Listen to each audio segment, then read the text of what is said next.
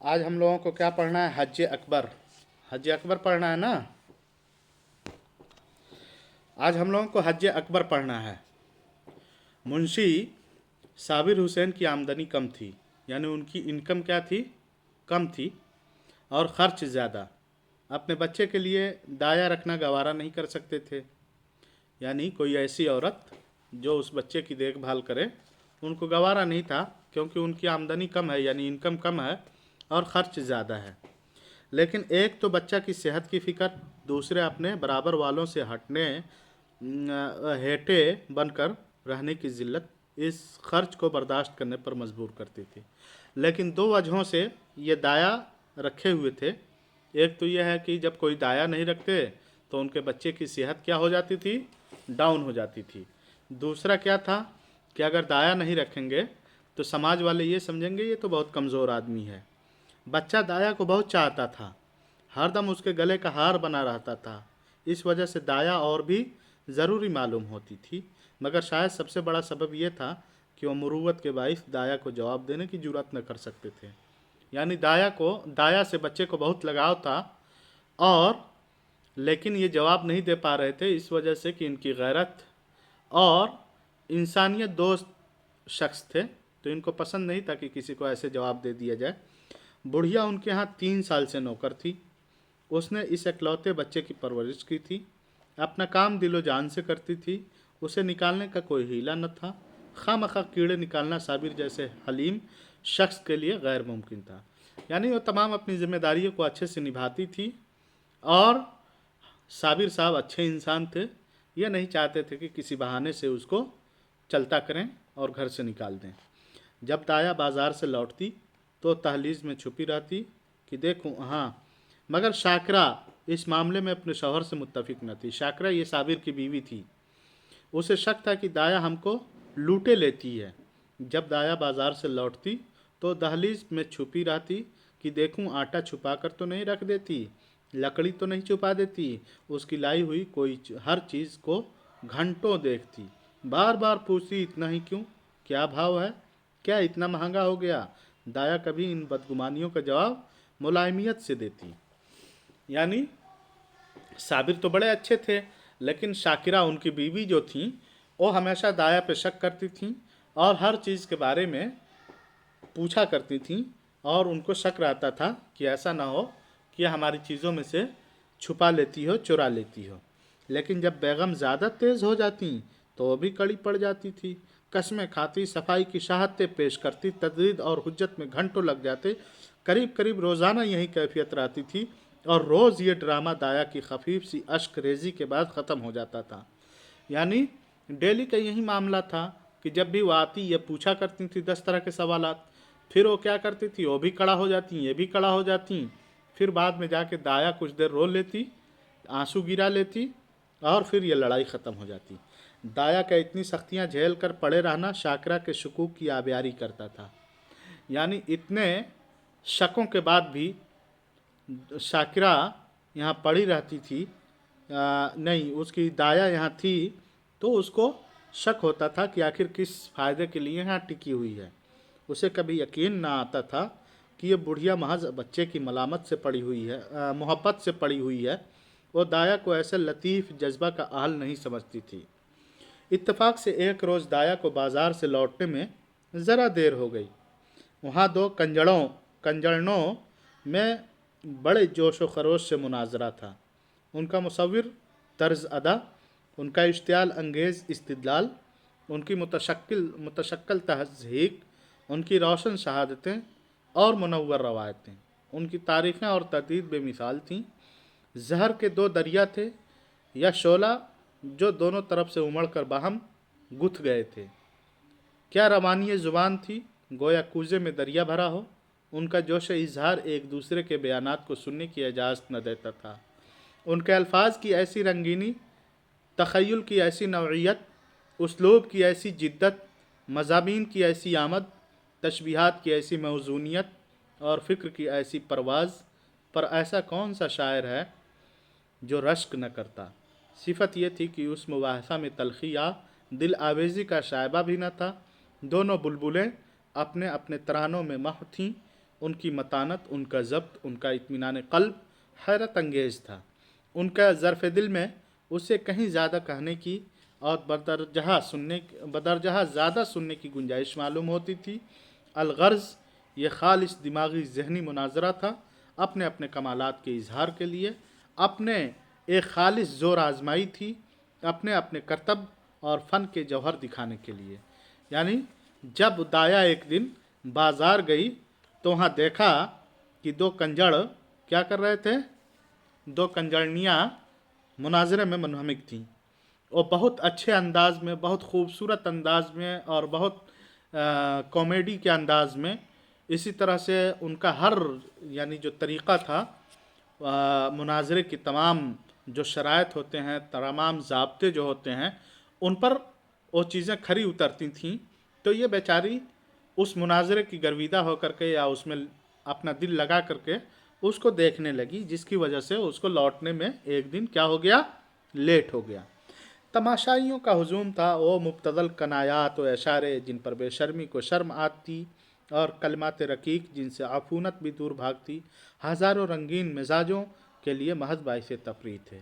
यानी उसमें हर तरह के सामान मौजूद थे, कॉमेडी से लेकर के और हर तरह की चीज़ें उसमें थीं। ऐसा नहीं कि एक ही तरह की बातें रही हों जिससे कि इंसान उकता जाए, बल्कि इंसान के दिल बहलाने के लिए उनकी बातों में हर तरह के जुमले, हर तरह के इशारात व किनायात मौजूद थे। दाया भी खड़ी हो गई कि देखूं क्या माजरा है, पर तमाशा इतना दिलावेज था कि उसे वक्त का मुतलक एहसास न हुआ। यकायक 9 बजने की आवाज़ कान में आई तो शहर टूटा और लपकी हुई घर की तरफ दौड़ी चली। शाकरा भारी बैठी थी, दाया को देखते ही तेवर बदल कर बोली, क्या बाजार में खो गई थी?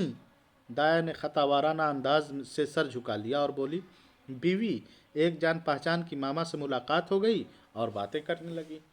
दाया अब कहती कि मैं जा कर के वहाँ कंजड़नों का मुनाजरा देखने लगी तो ये बहुत बुरी बात मानी जाती।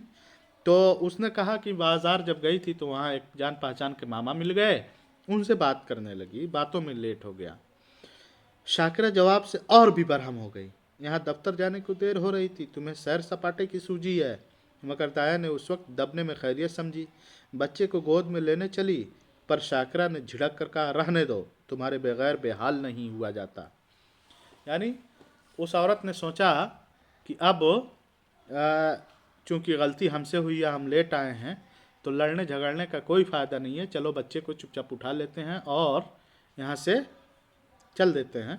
लेकिन उस औरत ने मना कर दिया। दाया ने इस हुक्म की तामील ज़रूरी न समझी। बेगम साहिबा का गुस्सा फ़रो करने की इससे ज़्यादा कारगर कोई तदबीर जहन में न आई। उसने नसीर को इशारे से अपनी तरफ बुलाया, वो दोनों हाथ फैलाए लड़खड़ाता हुआ उसकी तरफ चला। दाया ने उसे गोद में उठा लिया और दरवाज़ा की तरफ चली, लेकिन शाकिरा बाज की तरह झपटी और नसीर को उसकी गोद से छीन कर बोली, तुम्हारा ये मक्र बहुत दिनों से देख रही हूँ, ये तमाशा किसी और को दिखाइए, यहाँ तबीयत सैर हो गई। क्या किया, बच्चे को उसने ज़बरदस्ती ले लिया, लेकिन उसकी माँ ने छीन लिया, यानी शाकिरा ने। दाया नसीर पर जान देती थी और समझती थी कि शाकिरा उसे बेखबर नहीं है। यानी नसीर जो साबिर और शाकिरा का बेटा था वो दाया को बहुत पसंद करता था और दाया को बहुत ज़्यादा अजीज़ रखता था और दाया भी उसको बहुत चाहती थी। इसी वजह से वो वहाँ टिकी हुई थी। उसकी समझ में शाकिरा और उसके दरमियान यह ऐसा मजबूत ताल्लुक़ था जिसे मामूली तुर्शियाँ कमज़ोर न कर सकती थीं। इसी वजह से बावजूद शाकिरा के की सख्त ज़ुबानियों के उसे यकीन न आता था कि वह वाकई मुझे निकालने पर आमादा है। पर शाकिरा ने ये बातें कुछ इस बेरुखी से की और बिलखुसूस नसीर को इस बेदर्दी से छीन लिया कि दाया से ज़ब्त न हो सका। बोली, बीवी, मुझसे कोई ऐसी बड़ी ख़ता तो नहीं हुई, बहुत होगा तो पाव घंटा की देर हो गई होगी, उस पर आप इतना झल्ला रही हैं। साफ साफ क्यों नहीं कह देती कि दूसरा दरवाज़ा देखो, अल्लाह ने पैदा किया है तो रिस्क भी देगा, मजदूरी का काल थोड़ा है। क्या किया, औरत को असल में इन्हें निकालना था तो निकालने के लिए बहाना ढूंढ रही थी। बहाना जब ढूंढा तो उसमें ये मालूम उसको आज समझ में आ गया, क्योंकि बहुत बेदर्दी से उसने बच्चे को छीना था। उसने कहा कि मैं बहुत बड़ी गलती तो की नहीं हूँ, बस इतना किया है मैंने कि आधा एक घंटा लेट आई हूँ, उसके लिए आप कुछ इतना बोल रही हैं, बच्चे को आपने छीन लिया। आप सीधा कह दीजिए कि तुम्हें अब यहाँ नौकरी नहीं करनी है, कहीं और जा कर के ढूंढो, दुनिया सुनी तो नहीं हो गई है। दाया, हाँ खुदा आपको सलामत रखे मामाएँ, दाइयाँ बहुत मिलेंगी, जो कुछ खता हुई हो माफ़ कीजिएगा, मैं जाती हूँ। उसके बाद दाया, शाकरा ने कहा तो यहाँ तुम्हारी कौन परवाह करता है, तुम्हारी जैसी मामाएँ गली गली ठोकरें खाती फिरती हैं। दाया ने कहा कि ठीक है, अगर कोई गलती हुई हो तो हमें माफ़ कीजिए, हम जा रहे हैं। शाकरा, जाकर मर्दाने में अपनी तनख्वाह का हिसाब कर लो। उसके बाद कहा कि जा कर के हिसाब ले लो। दाया, मेरी तरफ से नसीर मियाँ को उसकी मिठाइयाँ मंगवा दीजिएगा। उसने तनख्वाह लेने की भी ज़रूरत महसूस नहीं की और कहा कि मेरे जो पैसे हैं उसकी मिठाई मंगवा देना बच्चे के लिए। इतने में साबिर हुसैन भी बाहर से आ गए। पूछा क्या है? दाया, कुछ नहीं। बीवी ने जवाब दिया कि घर जाती हूँ। साबिर हुसैन खान की तरद्दुदात से यूं बचते थे जैसे कोई बरहना पा कांटों से बचे। यानी साबिर हुसैन घरेलू नोक झोंक से ऐसे बचते थे जैसे नंगा पैर इंसान कांटों से बचता है। उन्हें सारे दिन एक ही जगह खड़े रहना मंजूर था, पर कांटों में पैर रखने की जुर्रत न थी। ची बजबी होकर बोले, क्या बात हुई? शाकरा, कुछ नहीं, अपनी तबीयत नहीं जी चाहता नहीं रखते। किसी के हाथों बिक तो नहीं गए? साबिर, तुम्हें बैठे बैठाए एक न एक खींचड़ सूझती रहती है। शाकरा, हाँ मुझे तो इस बात का जुनून है, क्या करूँ, खसलत ही ऐसी है। तुम्हें यह बहुत प्यारी है तो ले जाकर गले बांधो, मेरे यहाँ ज़रूरत नहीं।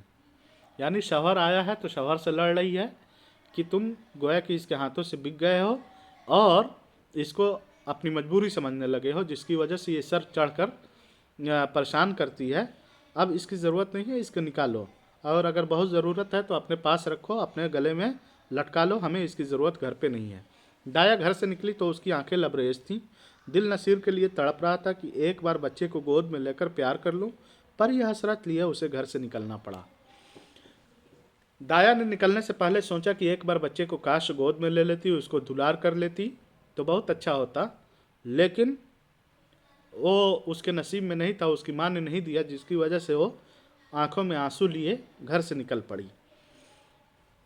नसीर दाया के पीछे पीछे दरवाजे तक आया, लेकिन जब दाया ने दरवाज़ा बाहर से बंद कर दिया तो मचल कर ज़मीन पर लेट गया और अन्ना अन्ना कहकर रोने लगा।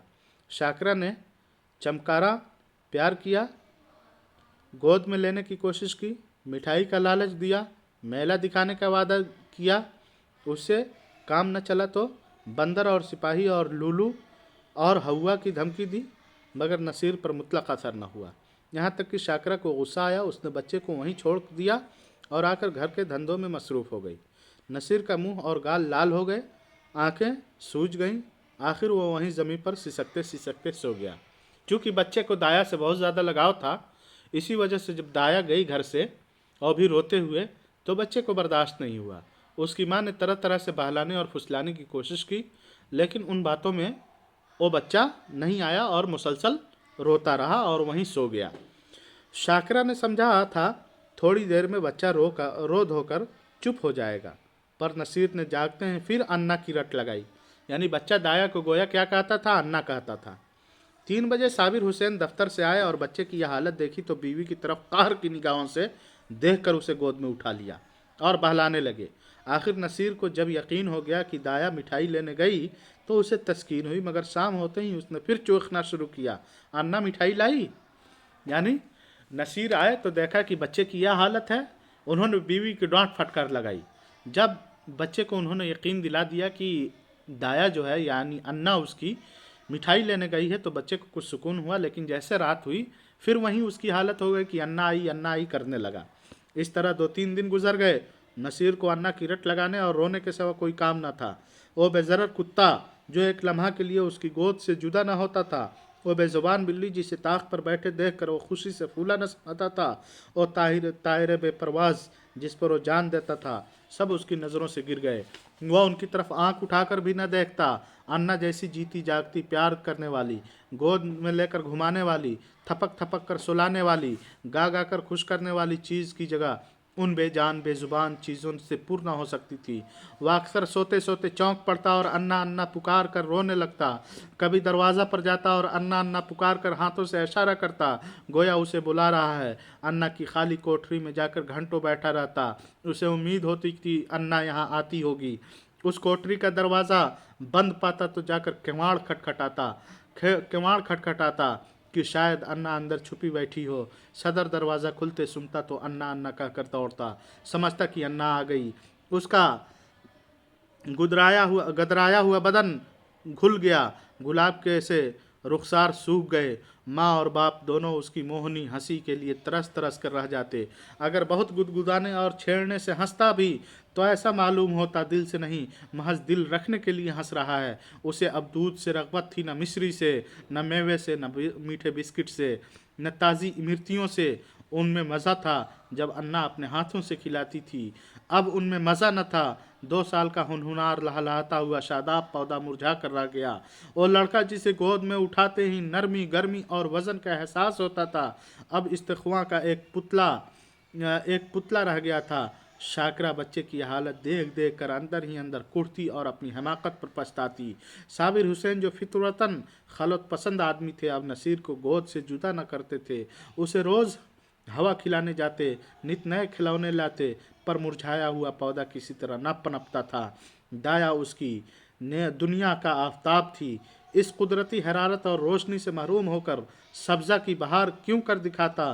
दाया के बगैर उसे चारों तरफ अंधेरा सन्नाटा नजर आता था। दूसरी अन्ना तीसरे ही दिन रख ली थी, पर नसीर उसकी सूरत देखते ही मुँह छुपा लेता था, गोया वो कोई देवनी या भूतनी है।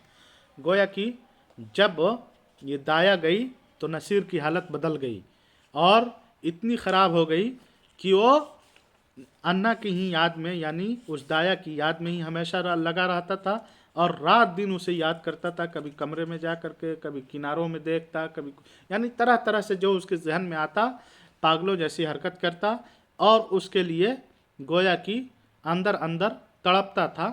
इन लोगों ने दूसरी दाया रख ली, लेकिन नसीर को लगाव जिस दाया से थी उसे वही दाया चाहिए थी और उसको अंदर अंदर ढूंढता रहता था। इधर उसकी माँ शाकरा को पछतावा भी होता था कि मैंने ये क्या कर लिया, लेकिन अब तो कर चुकी थी। बहरहाल देखिए आगे क्या होता है कि आलम वजूद में दाया को न देखकर नसीर अब ज़्यादातर आलम ख्याल में रहता।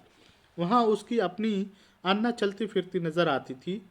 उसको वहीं गोद थी, वहीं मोहब्बत, वहीं प्यारी बातें, वहीं प्यारे प्यारे गीत, वहीं मज़ेदार मिठाइयाँ, वहीं सुहाना संसार, वहीं दिलकश लैलो नहार। अकेले बैठे अन्ना से बातें करता, अन्ना कुत्ता भौंके, अन्ना गाय दूध दे देती, अन्ना उजला उजला घोड़ा दौड़ता। सवेरा होते ही लोटा लेकर दाया की कोठरी में जाता और कहता, अन्ना पानी पी। दूध का गिलास लेकर उसकी कोठरी में रखा था और कहता, अन्ना दूध पिला। अपनी चारपाई पर तकिया रखकर चादर से ढांक देता और कहता, अन्ना सोती। शाकरा खाने बैठती तो रकाबियाँ उठा उठा अन्ना की कोठरी में ले जाता और कहता, अन्ना खाना खाएगी। अन्ना उसके लिए अब एक आसमानी वजूद थी जिनकी वापसी की उसे मुतलक उम्मीद न थी। वो महज गुज़श्ता खुशियों की दिलकश यादगार थी जिसकी याद ही उसका सबब कुछ थी। नसीर के अंदाज में रफ्ता रफ्ता तिफलाना शोखी और बेताबी की जगह एक हसरतनाक तवक्कुल, एक मायूसाना खुशी नज़र आने लगी। इस तरह 3 हफ्ते गुजर गए। बरसात का मौसम था, कभी शिद्दत की गर्मी, कभी हवा की ठंड झोंके, बुखार और ज़ुकाम का ज़ोर था। नसीर की निकाहत इस मौसमी तगय्युरात को बर्दाश्त न कर सकी। शाकरा एहतियातन उसे फलालीन का कुर्ता पहनाए रखती, उसे पानी के करीब न जाने देती, नंगे पांव एक कदम न चलने देती, मगर रुतूबत का असर हो ही गया। नसीर खांसी और बुखार में मुब्तला हो गया। यानी अब वो बच्चा उसको नहीं देखता था, अपनी माँ को, दाया को, तो अब हमेशा सोचता ही रहता था, रात दिन उसके बारे में सोचता था। और सोचता तो वहाँ उसको अन्ना दिखाई देती थी सोच में, गोया कि वहीं चल रही है, उसको गोद में खिला रही है, यानी जो जो चीज़ें किया करती थी वो उसको सोचता था, वो सोच की दुनिया में उसे दिखाई देती थी। तो उसी दुनिया में अब रहने लगा। यहाँ तक कि ठंड का मौसम आया, बरसात का मौसम, और उसमें उसको ज़ुकाम और बुखार वगैरह जैसी बीमारियाँ लाहिक हो गई और उन बीमारियों में मुब्तला हो गया। अब देखिए क्या हुआ। सुबह का वक्त था, नसीर चारपाई पर आंखें बंद किए पड़ा था डॉक्टर का इलाज बेसुध हो रहा था। शाकरा चारपाई पर बैठी उसके सीने पर तेल की मालिश कर रही थी और साबिर हुसैन सूरत गम बने हुए बच्चे को पुरदर्द निगाहों से देख रहे थे। इस तरफ वो शाकिरा से बहुत कम बोलते थे। उन्हें उससे एक नफरत सी हो गई थी। वो नसीर की इस बीमारी का सारा इल्ज़ाम उसी के सर रखते थे। उनकी निगाहों में नहायत कम ज़र्फ सुफला मिजाज बेहिस औरत थी। शाकिरा ने डरते डरते कहा, आज बड़े हकीम साहब को बुला लेते, शायद उन्हें की दवा से फ़ायदा हो। साबिर हुसैन ने काली घटाओं की तरफ देखकर तुरसी से जवाब दिया, बड़े हकीम नहीं, लुकमान भी आए तो इसे कोई फ़ायदा ना होगा। शाकिरा, तो क्या अब किसी को दवा ही ना होगी? तो क्या अब किसी की दवा ही ना होगी? साबिर, बस उसकी एक ही दवा है और वो नायाब है। शाकिरा, तुम्हें तो वही धुन सवार है, क्या अब्बासी अमृत पिला देगी? वो दाया, दाया का नाम क्या था? अब्बासी था। साबिर, हाँ, वो तुम्हारे लिए चाहे जहर हो लेकिन बच्चे के लिए अमृत ही होगी। शाकिरा, मैं नहीं समझती कि अल्लाह की मर्ज़ी में इतना दखल है। साबिर, अगर नहीं समझती हो और अब तक नहीं समझा तो रोगी, बच्चे से हाथ धोना पड़ेगा। शाकिरा, चुप भी रहो, कैसा शगुन ज़ुबान से निकालते हो? अगर ऐसी जली कटी सुनानी है तो यहाँ से चले जाओ। साबिर, हाँ तो मैं जाता हूँ, मगर याद रखो ये खून तुम्हारी गर्दन पर होगा। अगर लड़के को फिर तंदुरुस्त देखना चाहती हो तो उस अब्बासी के पास जाओ, उसकी मन्नत करो, इल्तिजा करो, तुम्हारे बच्चे की जान पर उसी उसी के रहम करम पर मुनहसिर है। शाकिरा ने कुछ जवाब न दिया, उसकी आंखों से आंसू जारी थे। साबिर हुसैन ने पूछा, क्या मर्जी है, जाऊं उसे तलाश करूं? शाकिरा, तुम क्यों जाओगे, मैं खुद चली जाऊंगी। साबिर, नहीं, माफ़ करो, मुझे तुम्हारे ऊपर एतबार नहीं। न जाने तुम्हारे मुंह से क्या निकल जाए कि वह हो आती भी हो तो ना आए। शाकिरा ने शौहर की तरफ निगाहें मलामत से देख कर कहा, हाँ और क्या, मुझे अपने बच्चे की बीमारी का कल्क थोड़े है, थोड़े ही है। मैंने शर्म के मारे तुमसे कहा नहीं, लेकिन मेरे दिल में बार बार ये ख्याल पैदा हुआ, अगर मुझे दाया के मकान का पता मालूम होता तो मैं उसे कब की मना लाई होती। वो मुझसे कितनी ही नाराज़ हो, लेकिन नसीर से उसे मोहब्बत थी। मैं आज ही उसके पास जाऊंगी, उसके कदमों के आंसुओं से तर कर दूंगी, उसके कदमों को आंसुओं से तर कर दूंगी और वो जिस तरह राज़ी होगी उसे राज़ी करूंगी। गोया कि शौहर और बीवी में ये तय पाई कि अब बच्चा सही नहीं हो रहा है कितना भी इलाज करने के बाद, तो बेहतर यही है कि उस दाया को लाया जाए। दाया को देख करके इस बच्चे की बीमारी सब ख़त्म हो जाएगी और वो आएगी तो इसका इलाज करेगी। आगे देखिए, शाकिरा ने बहुत ज़ब्त करके ये बातें कहीं, मगर उमड़े हुए आंसू अब न रुक सके। साबिर ने बीवी की तरफ हमदर्दाना निगाहों से देखा और नादिम होकर बोले, मैं तुम्हारा जाना मुनासिब नहीं समझता, खुद ही जाता हूँ। अब्बासी दुनिया में अकेली थी। किसी ज़माने में उसका ख़ानदान गुलाब का सरसब्ज शादाब दरख्त था, मगर रफ्ता रफ्ता ख़ज़ा ने सब पत्तियाँ गिरा दीं। बाद हवादिस ने दरख्त को पामाल कर दिया और अब यहीं सूखी टहनी हरे भरे दरख्त की यादगार बाकी थी। यानी उसके ख़ानदान में और कोई नहीं था, सब मौत के घाट उतर गए थे, सबको मौत आ गई थी, बस ये अब्बासी अकेली थी। मगर नसीर को पाकर उसकी सूखी टहनी में जान सी पड़ गई थी, उसमें हरी हरी पत्तियां निकल आई थीं। और ज़िंदगी जो अब तक खुश्क और पामाल थी उसमें फिर रंग व बू के आसार पैदा हो गए थे। अंधेरे ब्याबार में भटके हुए मुसाफिर को शमा की झलक नज़र आने लगी थी। अब उसका जुए हयात संगरेज़ों से न टकराता था, वह अब एक गुलजार की आबियारी करता था। अब उसकी आंख जिंदगी मुहम्मल नहीं थी, उसमें माना पैदा हो गए थे। अब्बासी नसीर की भोली भोली बातों पर निसार हो गई, मगर वो अपनी मोहब्बत को शाकिरा से छुपाती थी, इसलिए कि माँ के दिल में रश्क ना हो। वो नसीर के लिए माँ से छुपकर मिठाइयाँ लाती और उसे खिलाकर खुश होती। वो दिन में 2-2 3-3 बार उसे अपटन मलती कि बच्चा खूब परवान चढ़े। वह उसे दूसरों के सामने कोई चीज़ न खिलाती कि बच्चे को नज़र न लग जाए। हमेशा दूसरों से बच्चे की कमखोरी का रोना रोया करती उसे नज़रबद से बचाने की तावीज़ और गंडे लाती रहती। यह उसकी खालिस मादराना मोहब्बत थी, जिसमें अपने रूहानी एहतजाज़ के सिवा और कोई गर्ज न थी। गोया कि बताया है कि उसके घर ख़ानदान में कोई था नहीं, वो एक बच्चा मिला था, उस बच्चे में ही अपना दिल बहला करके दिन रात रहती थी, लेकिन वो अपने मोहब्बत को उस बच्चे से छुपाती भी थी कि उसकी माँ देखेगी तो उसको एक तरह से रश्क होगा कि मैं इतना मोहब्बत नहीं करती, या बच्चा मुझसे इतना अटैच नहीं है जितना कि इस दाया से है। उसके बाद है देखिए कि जो इस घर से निकलकर आज अब्बासी की है वह हालत हो गई जो थिएटर में यकायक बिजलियों के गुल हो जाने से होती है। उसकी आंखों के सामने वही सूरत नाच रही थी, कानों में वही प्यारी प्यारी बातें गुज रही थीं। उसे अपने घर फाड़े खाता था। उस काल कोठरी में दम घुटा जाता था। रात जूं जूं करके कटी। सुबह को वो मकान में झाड़ू दे रही थी। यकायक ताज़े हलवे की सदा सुनकर बेख्तियार बाहर निकल आई।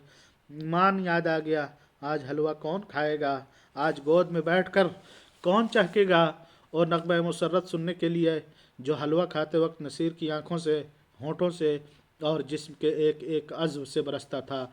अब्बासी की रूह तड़प उठी और बेकरारी के आलम में घर से निकली कि चलूं, नसीर को देख आऊं, पर आधे रास्ते से लौट आई। मतलब हलवा आला आया तो सोचा कि जा कर के थोड़ा सा हलवा लेकर के ले लूं, लेकिन फिर सोच करके ये रह गई कि आज तो मेरे साथ वो बच्चा नहीं है, मैं अकेली हूँ। फिर सोचा कि जाती हूँ कि उस बच्चे से मिल करके आती हूँ, लेकिन चूंकि बच्चे की माँ उससे मिलने नहीं देना चाहती थी, इसी वजह से वो रास्ते से वापस आ गई। तो गोया कि ये इधर तड़प रही थी उस बच्चे के लिए और बच्चा इसके लिए वहाँ तड़प रहा था।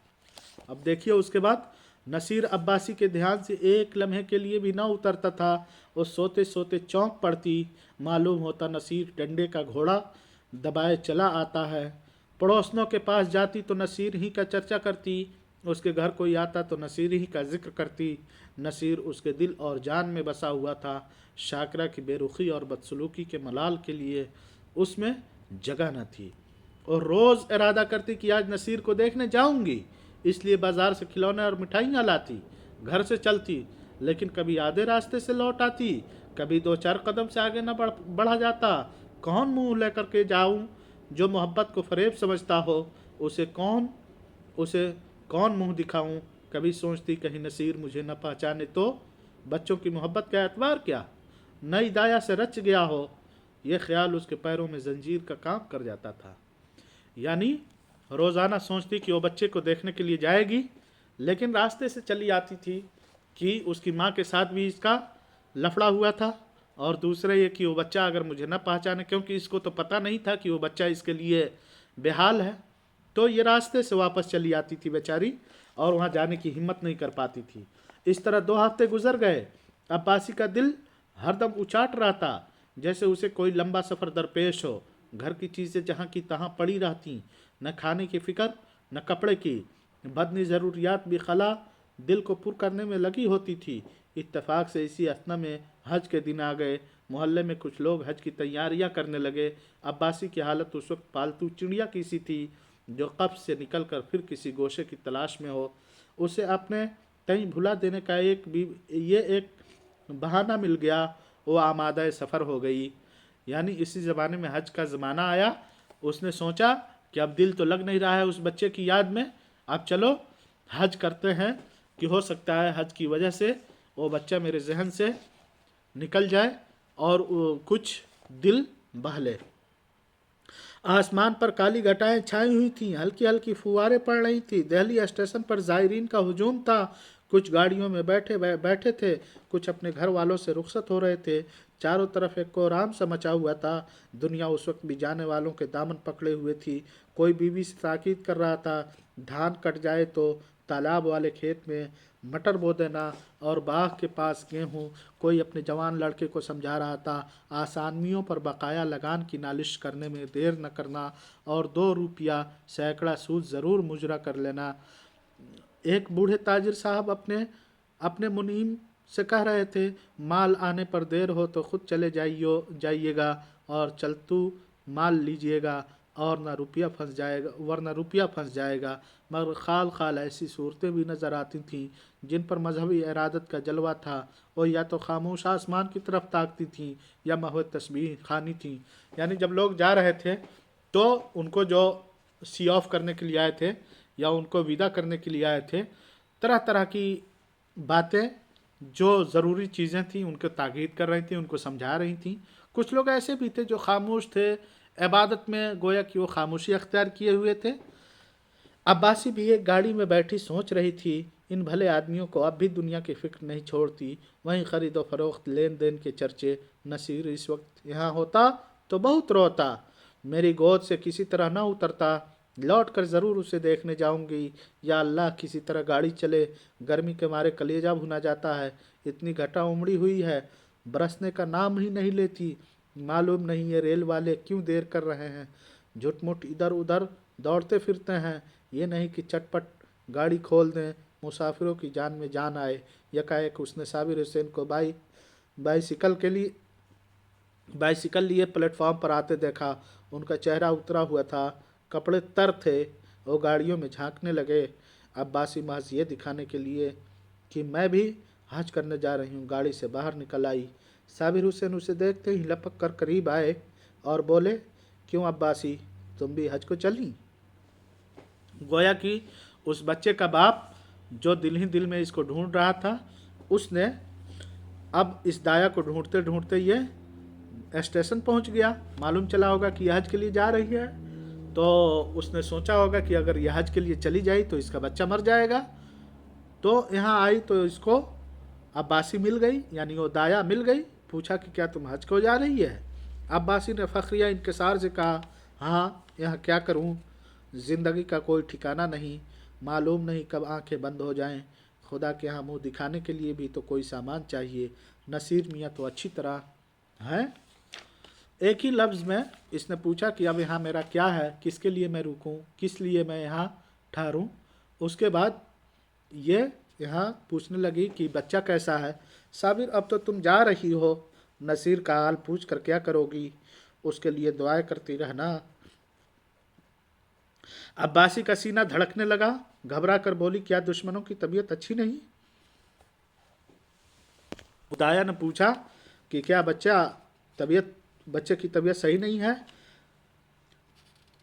अब्बासी का सीना धड़कने लगा। घबरा कर बोली, साबिर, उसकी तबीयत तो उसी दिन से ख़राब है जिस दिन तुम वहाँ से निकली। कोई 2 हफ्ता तक तो अन्ना अन्ना की रट लगाता रहा और अब 1 हफ्ते से खांसी और बुखार में मुब्तला है। सारी दवाएं करके हार गया, कोई नफ़ा ही नहीं होता। मैंने इरादा किया था चलकर तुम्हारी मन्नत समाजत करके ले चलूं, क्या जाने तुम्हें देखकर उसकी तबीयत कुछ संभल जाए। लेकिन तुम्हारे घर पर आया तो मालूम हुआ कि तुम हज करने जा रही हो। अब किस मुंह से चलने को कहूँ? तुम्हारे साथ सलूक ही कौन सा अच्छा किया था कि इतनी जुर्रत कर सकूँ? और फिर कार्य सवाब में रख न डालने का भी ख्याल है। जाओ, उसका खुदा हाफिज है। हयात बाकी है तो सेहत ही हो ही जाएगी, वरना मशीयत इज़्दी से क्या चारा। अब्बास की आंखों में अंधेरा छा गया। सामने की चीज़ें तैरती हुई मालूम हुई। दिल पर एक अजीब वहशत का गलबा हुआ। दिल से दुआ निकली, अल्लाह मेरी जान के सदक़े मेरे नसीर का बाल बेका ना हो। रिक्कत से गला भर आया, मैं कैसी संगदिल हूँ, प्यारा बच्चा। रो रो कर हलकान हो गया और मैं उसे देखने तक न गई। शाकरा बदमिजाज सही, बदजुबान सही, नसीर ने क्या बिगाड़ा था? मैंने माँ का बदला नसीर से लिया। या खुदा, मेरा गुनाह बख्शियो। प्यारा नसीर मेरे लिए हड़क रहा है। इस ख्याल से अब्बासी का कलेजा महसूस गया उठा और आंखों से आंसू बह निकले। मुझे क्या मालूम था कि उसे मुझसे इतनी मोहब्बत है, वरना शाकरा की जूतियाँ खाती, घर से कदम न निकालती। आह, ना मालूम बेचारे की क्या हालत है। अंदाज वहशत से बोली, दूध तो पीते हैं ना? साबिर, तुम दूध पीने को कहती हो? उसने 2 दिन से आंखें तो खोली नहीं। अब्बासी, या मेरे अल्लाह, अरे ओकली कुली अरे ओ कुली कुली बेटा, आके मेरा असबाब गाड़ी से उतार दे। अब मुझे हज वज की नहीं सोचती। हाँ बेटा, जल्दी कर। मियाँ देखिए, कोई यक्का हो तो ठीक कर लीजिए। यक्का रवाना हुआ। सामने सड़क पर कई बग्घियाँ खड़ी थीं। घोड़ा आहिस्ता आहिस्ता चल रहा था। अब्बासी बार बार झुलाती थी और यक्का बान से कहती थी, बेटा जल्दी कर, मैं तुझे कुछ ज़्यादा दे दूंगी। रास्ते में मुसाफिरों की भीड़ देखकर उसे गुस्सा आता था। उसका जी चाहता था कि घोड़े के पर लग जाते। लेकिन जब साबिर का मकान करीब आ गया तो अब्बासी का सीना ज़ोर से उछलने लगा। सर तेवर तेवरा गए। बार बार दिल से दुआ निकलने लगी, खुदा करे सब खैरियत हो। यक्का साबिरी हुसैन की गली में दाखिल हुआ। दफतन अब्बासी के कान में किसी के रोने की आवाज़ आई। उसका कलेजा मुंह को आ गया, सर त्योरा गया। मालूम हुआ दरिया में डूबी जाती हो। जी चाहा यक्का से कूद पड़ूं, मगर ज़रा देर में मालूम हुआ कि औरत मैके से विदा हो रही है। तस्कीन हुई। आखिर साबिर हुसैन का मकान आ पहुंचा। अब्बासी ने डरते डरते दरवाजे की तरफ ताका, जैसे कोई घर से भागा हुआ यतीम लड़का शाम को भूखा प्यासा घर आए और दरवाजे की तरफ सामी हुई निगाहों से देखे कि कोई बैठा तो नहीं है। दरवाज़ा पर सन्नाटा छाया हुआ था। बावर्ची बैठा हुक्का पी रहा था। अब्बासी को ज़रा ढारस हुई। घर में दाखिल हुई तो देखा कि नई दाया बैठी पुलिस पका आ, पुलिस पका रही है। कलेजा मजबूत हुआ। शाकरा के कमरे में गई तो उसका दिल गर्मी की दोपहरी धूप की तरह कांप रहा था। शाकरा नसीर को गोद में लिए दरवाजे की तरफ टकटकी लगाए ताक रही थी। गम और यास की जिंदा तस्वीर। अब्बासी ने शाकरा से कुछ नहीं पूछा। नसीर को उसकी गोद से ले लिया और उसके मुंह की तरफ चश्मे पूर्णम से देखकर कहा, बेटा नसीर, आंखें खोलो। नसीर ने आंखें खोली। एक लम्हा तक दाया को खामोश देखता रहा। तब यकायक दाया के गले से लिपट गया और बोला, अन्ना आई, अन्ना आई। नसीर का जर्द मुरझाया हुआ चेहरा रोशन हो गया, जैसे बुझते हुए चिराग में तेल पड़ जाए। ऐसा मालूम हुआ गोया वो कुछ बढ़ गया है। एक हफ्ता गुजर गया। सुबह का वक्त था। नसीर आंगन में खेल रहा था। साबिर हुसैन ने आकर उसे गोद में उठा लिया और प्यार करके बोले, तुम्हारी अन्ना को मार कर भगा दें। नसीर ने मुंह बनाकर कहा, नहीं, रोएगी। अब्बासी बोली, क्यों बेटा, मुझे तूने काबा शरीफ न जाने दिया, मेरे हज का सवाब कौन देगा। साबिर हुसैन ने मुस्कुराकर कहा, तुम्हें उससे कहीं ज़्यादा सवाब हो गया। इस हज का नाम हज अकबर है। तो ये मुंशी प्रेम की कहानी थी। इसमें बताया है कि किसी इंसान सबसे पहले ये कि आप कोई फ़ैसला लें तो बिल्कुल सोच समझ कर फ़ैसला लें। कभी जज्बात में आकर के या किसी से दुश्मनी दिल भर जाए इसलिए आपको फ़ैसला नहीं लेना चाहिए। और दूसरी बात यह है कि इंसानियत को बचाने के लिए अगर कोई इबादत को कुर्बान कर दे, जैसे वह हज को जा रही थी, उसने सिर्फ उस बच्चे की ज़िंदगी बचाने के लिए उस हज को कुर्बान कर दिया, तो ऐसा नहीं कि वो बेलज्जत हो गई या वो सवाब से महरूम हो गई, बल्कि उसको हर तरह का सवाब हासिल हुआ। लेकिन वो बच्चा एक तरह से बच गया। तो इस लेसन की पूरी कहानी यही है। शायद आपने समझ लिया हो। समझ गए सब लोग।